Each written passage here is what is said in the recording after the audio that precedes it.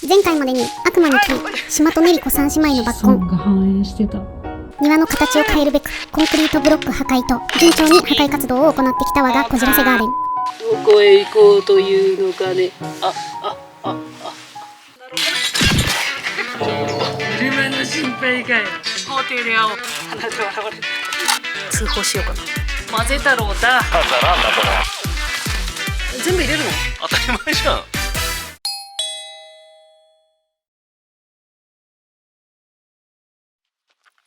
こじらせハウスへようこそ。秋です。今回はブロックが取り外されたこの場所に新たなブロックを斜めに2段積んでいきます。今ですね、ブロックを積むための基礎コンクリートを作るために土をせっせと掘っていますよ。はい、今回ブロック2段積みということで、こちら1段 190mm、目地を入れて 200mm、約20センチが2段、そしてその下にコンクリートの基礎を約 100mm 前後見て、現況の地面のラインから何ミリ掘るかをざっと計算してから作業に入らねばなりません。だがしかし逆算、それは秋がこの世で最も苦手な類のもの、そして苦手なことは後回しにしてしまう残念な人間なのです。このような明確なイメージが頭にないまま、ど素人が適当に掘った地面を見てもへじが呆れてぶつくさとぼやいております。そこまで掘っとはいえ全くのノープランではございません。秋なりに YouTube 等で予習をし、できないなりに編み出したこの斜めのブロックの寸法。私の計算が正しければ。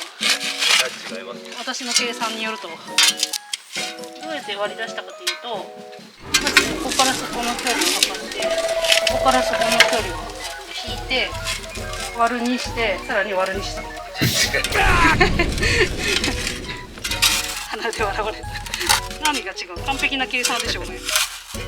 母さんに選抜のことだけは絶対に聞くなよ。割るにしてさらに割るにまでしたんだよ。これ以上何を求めるっていうのよ、この私に。割るにはする。さっきからさらに割るにまでしたのに、なんで鼻で笑われなきゃいけないんで。しかしその独特すぎる計算方法をもへじに鼻で笑われ憤慨、早々に土方に徹する決意を固めます。考えるな、動け、黙れ、やれ。脳内で若干乱暴に訳された某名台詞や名コピーを胸に刻んで、別にアスリートでも戦闘員でもないし、履いてる靴は夫婦揃ってアディダスですけど、気持ちだけは乗っかっていかねば地味に大変な土方作業などやってられません。めっ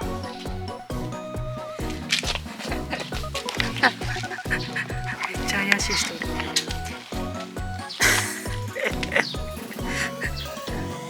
通報しようかな。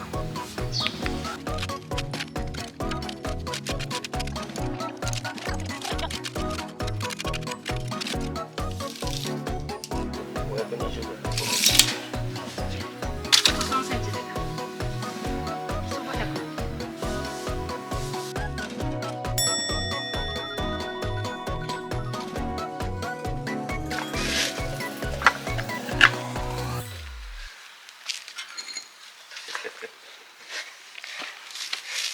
腰が痛いんだって。そう言いました。ケツつけて仕事すんな。え？ケツ地面につけて仕事するな。靴を地面につけちゃいけないっていう法律があるんですか？あります。あるの？はい。現場でケツつけて仕事してるやついねえんだ。じゃあ私が第一人者となろう。ケツ付けの第一人者となろう。じゃあこれやらないのとだったらどっちがいい？やってた方がまだいいでしょ。マイナスではないわ。ポンコツ弟子のわけのわからん計算からのへりくつに親方のうっせきが止まりません。まあまだ大丈夫ですね。親方心とおでこは広いですからまだ余裕です。怒られるかな。まあいっか。そしてご覧の通り粘土質の層が行く手を阻み、シャベルでは掘れずハンマーとバールでしか太刀打ちできない状況です。土掘り完全に舐めてました。そんなこんなで無事ケツ付けのパイオニアとなったところで土掘り終わりました。こちらです。美しい。親方による最終チェック挟みまして、廃材で簡単な型枠を組み立てます。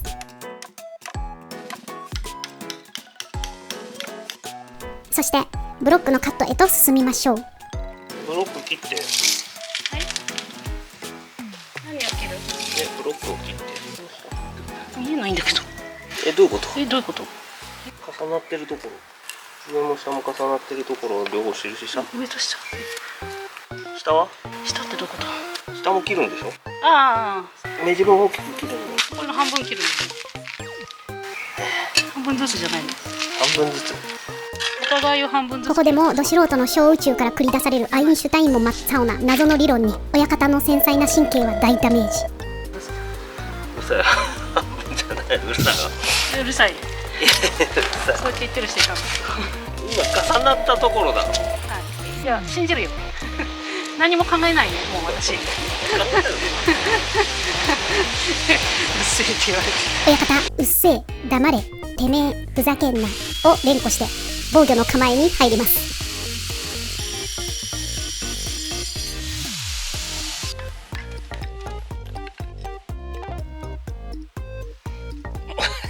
いやいやいや。はい。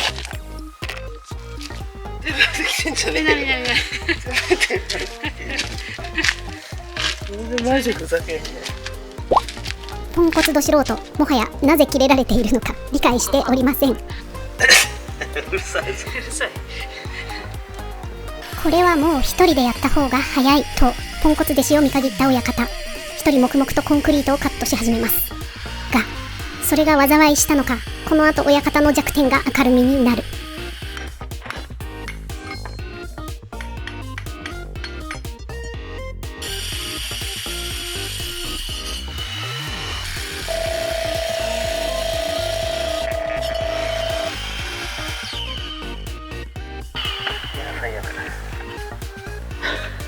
消火器ぶちまけたくて。背中流しましょうか、親方。なぜ職人ではなく現場監督になったか分かった気がする。汚れたくないんだ、親方は。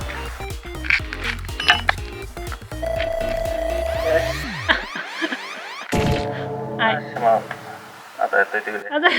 ちょっと待って。ここで投げ出さないでもうていいですか。親方できると思う。何か親方がやる気をなくす何かが起こったようだ。やだ。何が粉まみれが嫌なの？ねえ。粉まみれもう終了じゃない？これ切らなあかんか。切りますから、足が。コンクリートブロックぐらい足を切っときますから。そんで結局自分で切るんかい。どんだけ信用されていないんでしょうか。普段出したゴミも捨てないし、飲み物もそこら辺に放置、風呂もめんどくさがるくせに、一体どういうことでしょうか。粉塵にまみれて心が折れてしまった親方ですが、今日は基礎コンクリート打設が完了するまで作業は終わりません。一抹の不安を抱えたまま次の鉄筋切断へと進みましょう。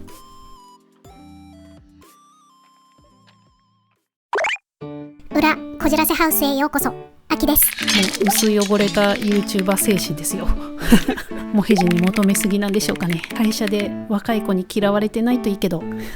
秋には大変な励みになりますので、ぜひぜひご参加お願いします。はい、続いて鉄筋ですね。見えない箇所にもきっちりコスパの波が押し寄せるこじらせハウスなんですが、前回秋が人力で破壊したコンクリートの基礎部分には実は1本も鉄筋が入っておらず、おかげで割と楽に破壊できたんですが、今回挫折する基礎コンクリートにはしっかりと鉄筋を入れてグレードアップ、見えないコスパもしっかりと対峙していきたいと思います。そんなこんなでこちらのお初にお目にかかります物騒な工具が鉄筋を切ったり曲げたりするカットベンダー。本来このようなスタイリッシュな姿のはずなんですが、もへじが現場で借りてきたこちらはどうやら酸いも甘いも知り尽くした野生の鉄筋カットベンダー。荒波をくぐり抜け全身錆に包まれたその姿はまさに不死身のキャプテンバルボッサ。ブラックパール軍は渡さねえ。でこっちはこの人ですかね。知らんけど、キャプテンバルボッサのインパクトが強すぎて忘れかけてましたが、親方心がぽっきり折れてまだ回復してないんですよ。初対面のバルボッサを差し出したっきり何の挨拶も紹介もなし、ただやれと無言の圧力をかけてきます。だからナイキか。こんな手荒いやり方で仲良くなれる相手には到底思えませんが、ポンコツど素人荒波に揉まれそうな予感。助けてジャック。はいはい。何にも聞いてませんけど、使い方とかいいですか？適当で全体重かければいいですか？ってますよ私。早くしてくれ。早くして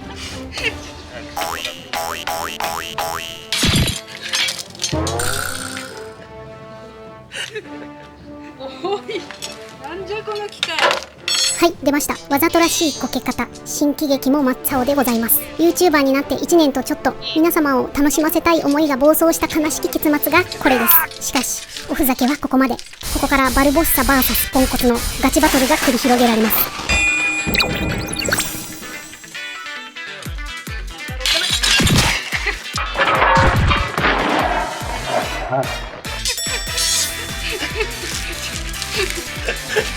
大丈夫？ねえ、傷ついてない？ちょっと。車の心配かよ。法廷で会おう。法廷で会おう。こんな嫁がコンクリートに叩きつけられてるのに車の心配ですか？ちょっともう売るんだから査定がされたら困るから。法廷で会おう。はい、荒くれ者バルボッサのせいで夫婦間にとんでもない亀裂が生じてしまいました。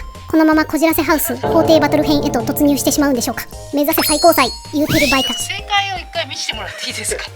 もう正解像が見えないんですよ。どうよ。一回ひっくり返るのひっくり返るのが正解なのか、これの。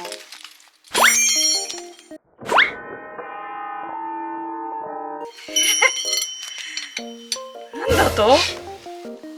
なんと片手で軽々と鉄筋を切ってのける沈黙のモヘジ。これでは視聴者さんの目に秋がオーバーに演じているように映ってしまうではありませんか。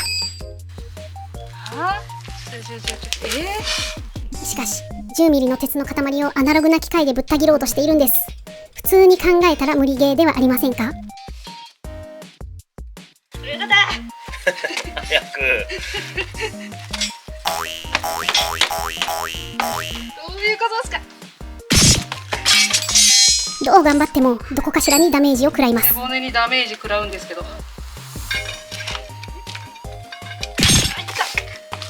もはやモヘジとバルボッサがグルになって秋をからかっているとしか思えません。何の説明もないので察するしかありませんが、この側面に鉄筋を挟むと鉄筋を曲げることができる模様。なんか待ってる？なんか待ってる？私待ち？すっげえ曲がってる。90度で止めてねって言ったよ。ストップって言ったら止まるよ。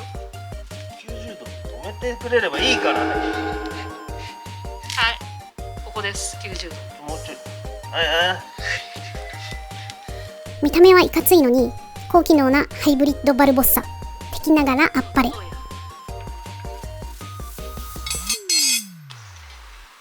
鉄筋ねじねじ機。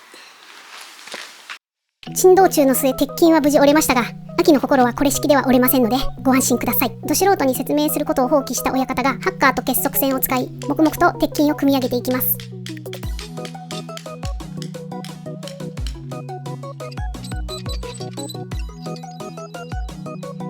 鉄筋が入りました。強度マシマシで、鉄筋マシマシでお願いします。マシのマシのマシで。親方くるくるキーを見失ってますね。見失ってないよ。結束線を見失ってますね。見失ってないよ。ど素人もやってみましたが一瞬で結束線がちぎれました。切れちゃった。何かしてよ。もう何をすればいい。はいはいはい。私ですか？私です。はい、いよいよコンクリートを練っていきますよ。練るのに使うのは知る人ぞ知る秘密兵器、電動コンクリートミキサー混ぜ太郎でございます。大掛かりで物々しい機械に見えるかもしれませんが構造は実に単純。そしてよくあるこのような攪拌機と比べてさほど価格に差がありません。物によってはなんなら混ぜ太郎の方が安い。しかもたまたま見たタイミングでタイムセールをやっていたためついポチッとしてしまいました。普段マキタ以外の工具に対してあまり理解を示さないモヘジも混ぜ太郎に興味津々でございます。ちなみによく聞くモルタルと今から作るコンクリートの違いですが、砂とセメントを2対1で混ぜて水を加えたものがモルタル。砂とセメントと砂利を3対1対6で混ぜ水を加えたものがコンクリートとのことです。モルタルの方がセメントの配合割合が高い分コストが高いです。そして今回のような強度が大事な基礎部分や車が乗る駐車場等にはモルタルではなく砂利の入ったコンクリートを使用するのが一般的。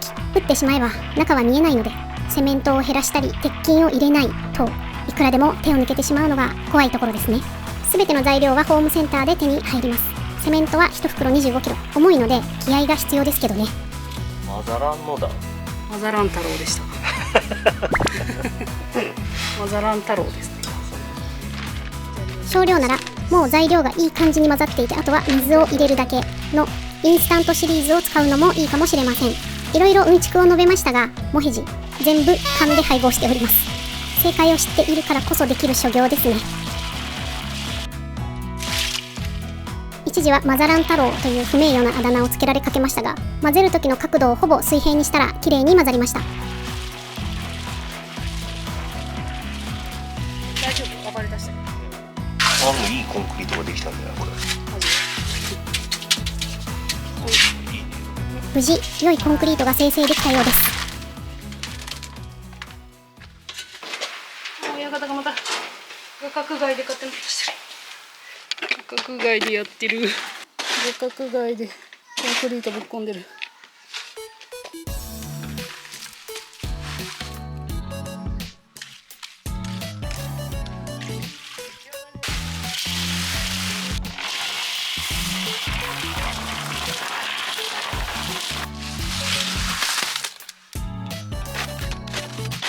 基礎コン打設に入りました。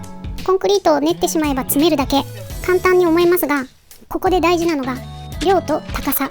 ここでも仕上がりの水糸までの距離を測りながら打設する高さを微調整していかねばなりません。計算ができない秋はもへじに言われるがまま水糸までの距離を測りますが、どこをどう間違えたのか、全然足りないのに足りているという誤報をもへじに伝えてしまい、それを受けたもへじはさっさと混ぜ太郎を洗ってしまいましたが、すぐにやっぱり足りないことに気づき、なんとかごまかそうとしますが、ごまかしきれる量ではありません。全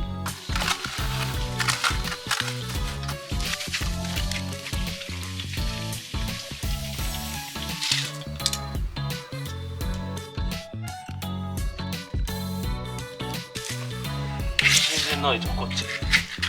何それ？そう意味がないじゃん。ここないの？どうして最初置いていったの？わかんない。間違えたのかも、測る場所。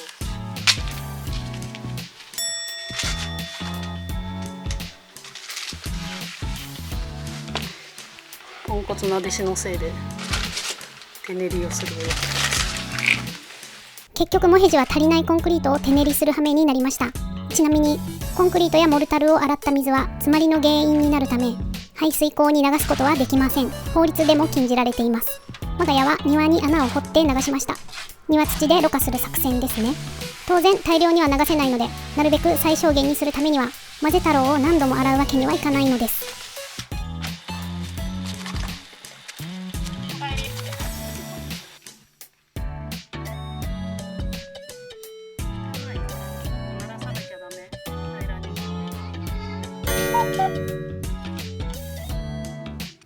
紆余曲折あり、ようやく鉄筋マシマシ基礎コンクリートが完成しました。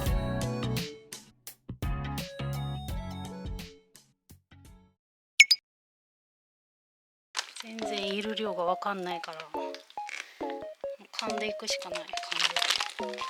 いよいよコンクリートブロックを積む段階までやってきました。本日は親方は仕事でおりませんので、右も左もわからぬど素人がたった一人でね、未曾有のコンクリート積みに挑戦しようとしていますよ。コンクリートブロックを積むために必要なのは接着剤の役目を果たすモルタル。先ほどの説明で言うとこっち、砂利が入っていないものですね。袋に書かれている割合を見ながら小さなスコップで適当に測るど素人。正確に測れているかは定かではありません。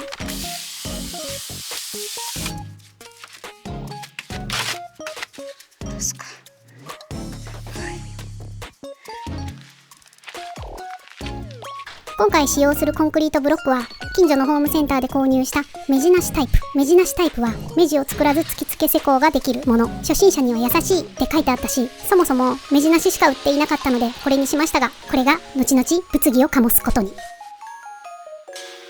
水分足りないかな。水分が足りない気がしてならない。酒屋さんに怒られちゃう。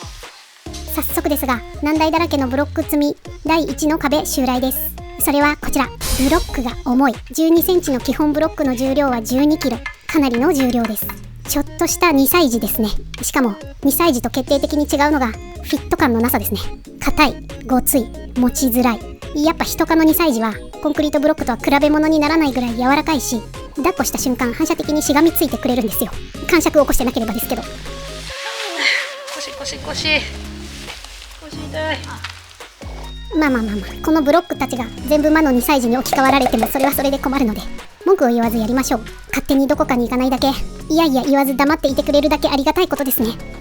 はい、話それました。今回積むブロックはたったの8個。職人さんであれば積む際にブロックを持ち上げる回数は当然8回で済むでしょう。時間的にも小1時間もあれば終わるはずです。だがこちとらブロック積み1回目のズブのど素人です。置いてはどかし、置いてはまたどかす。1箇所につき10回は修正しているでしょうか。このど素人特有の無駄すぎる動きがもともとない体力と判断力と時間までも容赦なく奪っていきます。これまた埋もれそう。なんでこんな足りないんだよ。意味がわからん。持っても足りん。泥遊びや。その遊びレベルですよこれじゃ。全くもって園児のお砂遊びレベルから脱出できない自分に苛立ちを隠せません。お分かりいただけるでしょうか。目指す高さは既存と同じこの水糸のピンクのライン。しかし持っても高さが出ません。そうこうしているうちにいい感じだったモルタルの水分がどんどん乾いてパサパサになっていきます。コンクリートやモルタルは練ってから夏は90分、冬は120分で使い切らねばならないという規定があります。水分の量で強度に影響が出るためです。ですが一つ積むのに1時間はかかってしまうようなありさまではそのような規定も守れるはずがありません。2つ目のブロックも定まらないままど素人は事件現場の被害者のようになってしまいました。ついだだけでなくなったし、もうめちゃくちゃですよ。ギブアップ。心はとっくに折れていますが、せめて1段目を積み終わるまではやめるわけにはいきません。付け焼き場のまま進むしかないのです。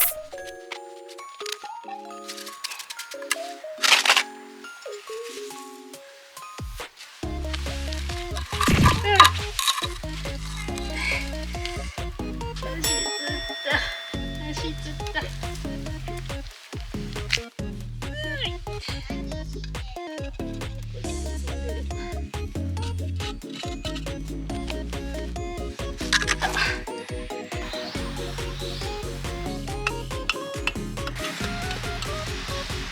終わらん。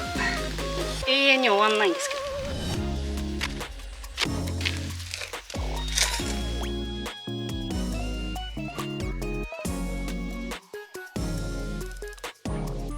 1段目が乾き、どうにかこうにか形になったので親方にチェックしてもらいましょう。にぎわってます。どうすか親方。え、いいの？ケチョンケチョンに言われることを覚悟していましたが、意外にもいいんじゃないとのこと。マジか、ちょっと安心。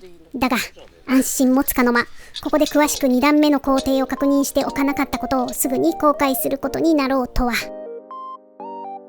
らっしゃいませ。出勤でございます。親方出勤です。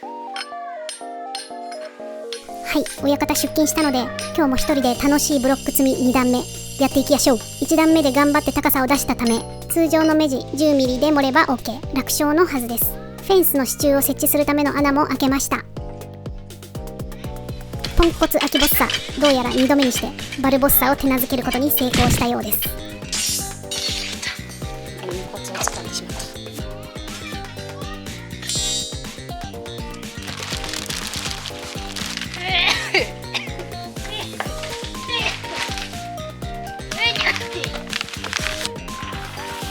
混ぜ太郎も使いこなしてますね。こ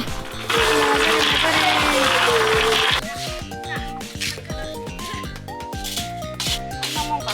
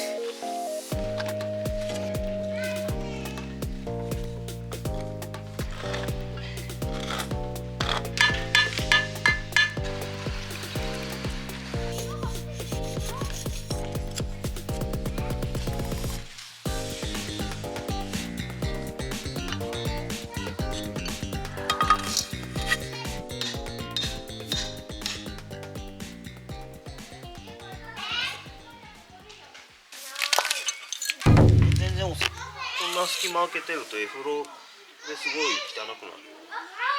どうすればいいのじゃあ。ここ相当詰めないとダメだよ、モルタルを。目地なしはさ、素人には難しいので。なんと親方によると目地なしブロックは素人向けではないとのこと。なんてこった。確かに秋も作業していて思ったんですよ。目地があれば多少のズレはごまかせるのになぁと。目地がない分細い線同士をズレなく合わせなければならない。しかも1箇所だけカットしたため真ん中だけ目地ができてしまった。これなら全部目地を作ればよかったと親方に言われて気づきましたが、目地なしだからって別に目地を作ってはいけないわけではないんですよ。普通に10ミリ離して目地を作ればよかった。やっちまった。しかもここからモヘジにより次々とど素人仕事のお粗末っぷりがあぶり出されていく。メントが少ないよ。え、なんでそう？なんで見たらわかるの？なんて？サクイ。サクサクでしょこれ。サクサクサクじゃんこれ。サクサクだ。全然粘り気がないじゃん。粘り気がないの。砂が多い？サクイそうです。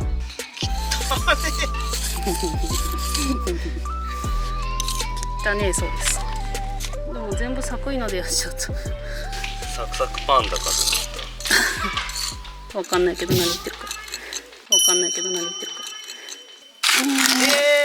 鉄筋入ってるのに。何私もね、さっきね思ったの。あって思ったの。しまったと思ったの。鉄筋ボロンって置いてあるだけだけど大丈夫。これの上にモルタル入れてないの、面まで。どういうここれのここまで。と？全部入れるの？当たり前じゃん。当たり前じゃん。水だらだら出てくるぞこれ。もう分かった。やり直します。まだ固まってないんで。はい。入れればいいですか？入れればいいです。はい、入れますよ。もう終わったと思ったのに。まさかの全取り替えです。笑ってる。ボロクソ言われたわ。午後5時振り出しに戻る。この人生ゲーム。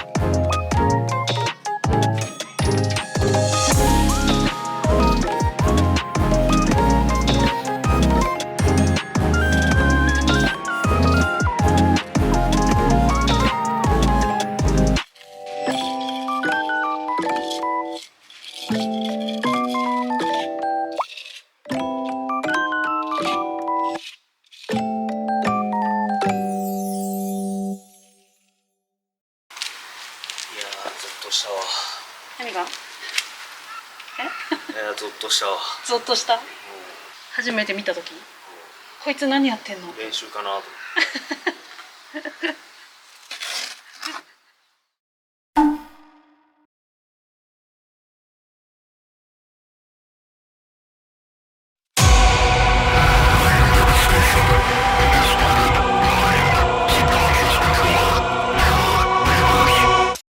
私ねりこ、今あなたの後ろにいるの。